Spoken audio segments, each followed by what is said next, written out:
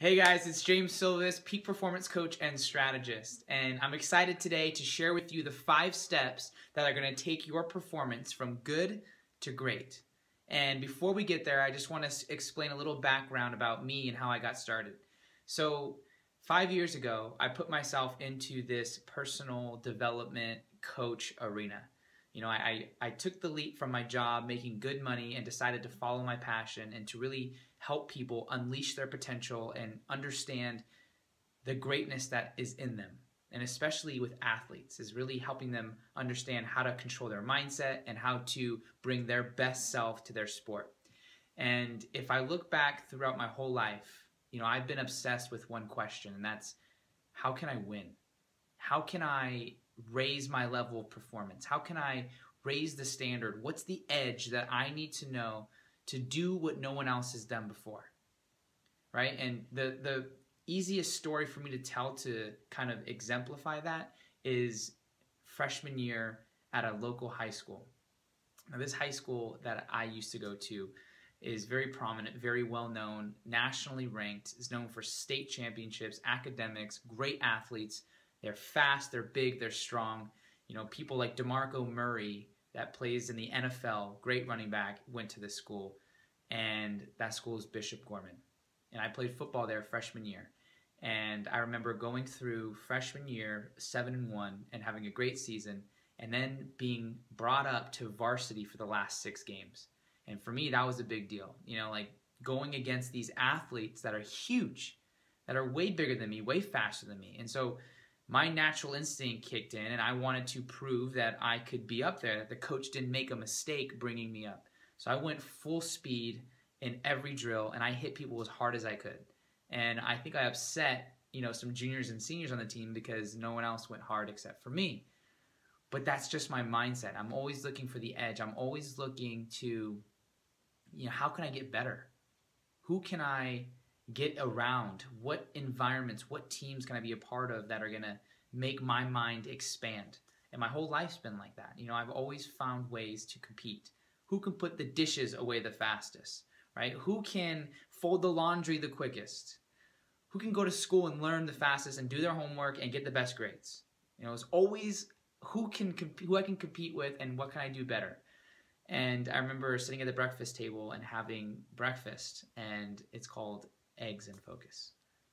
My dad would always say, focus, focus, focus, right? As you're eating your breakfast and going over your game plan, all right, today you got to do your push-ups, today you got to do this, you got to do this, you got to do this. And it taught me discipline. It taught me how to look at things differently. It taught me how to find the strategies that work. And I've taken those strategies and those techniques and implemented them into the teams that I've worked with over the last 3 years. And so gathering these 5 steps that take your team from good to great is something that I've been compiling over the last 3 years. So what are those steps? What's going to take you from good to great? Whether you're in sports or you're in business. Let's dive in. First thing is you have to be honest. Have to be honest with where you are. Where are you? On a scale of 1 to 10, where's your performance? 5, 6, 7? What are the things that you need to be better at? What are your weaknesses? What are your strengths? Where do you need to spend more time? Where do you need to maybe cut some time on and delegate somewhere else? A great story that I like to tell with honesty is having the opportunity to work with the Rebel Girls the year they won the national championship. Great experience. Never forget it. Working around those dancers is something that is, you just admire what they do. It's not easy. Tons and tons of hours go into their practices. And, being in that environment and watching how they interact with each other, one thing stood out, and it was they were confronting each other with these brutal facts, right? This honesty. The coach would say, hey, you're not here. You're not at this level yet. You're not making this move. Go out, fix it, and come back, right? And the athletes would do the same thing with their peers. A certain dancer wouldn't be able to hit the move, so that person would go out and work on it and come back. And in any athletics, it's not easy hearing that you're not good at something or you're not where you need to be with something, right? Because as an athlete, you want to be perfect. You want to be at the top already. You want to be there now, right? So as an athlete, you think you're here, and your coach comes in and says, no, you're right here. You can't help but get frustrated, right? But high performers take that honest feedback and they utilize it. They use it to motivate themselves to work even harder, right? So that's the first step. Get honest with yourself. Second step is feedback. As an athlete, you're involved in what you're doing. You're completely engulfed in the sport at the moment.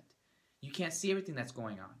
And that's the benefit of having an outside perspective, a coach who cares, a coach who's going to tell you the truth regardless if you want to hear it or not, because that's the truth that's going to set you free. That's going to get you to the next level, right? So if that's your sports coach, if that's your sports psychologist, if that's your performance coach, whoever it is, that you trust, make sure that they tell you the truth. Make sure that they're going to give you the information that you need that's going to elevate your game. What's the third thing? Third thing is raise your standards. You know, in life, we only get what we think we deserve. And consciously we have standards, and subconsciously we have standards. And it's our job to become aware of what those standards are. We have a standard for how many hours we think we need to go to the gym for. We have a standard for our relationships in life. We have a standard for what we think we're worth financially, where we think we should be in sports, what team we should be on. All of these standards affect our areas of life, affect our quality of life, right? And until we become aware of them, and until we raise the ante and up the game, we're going to continue to get what we always got. And that's not a way to perform at a high level.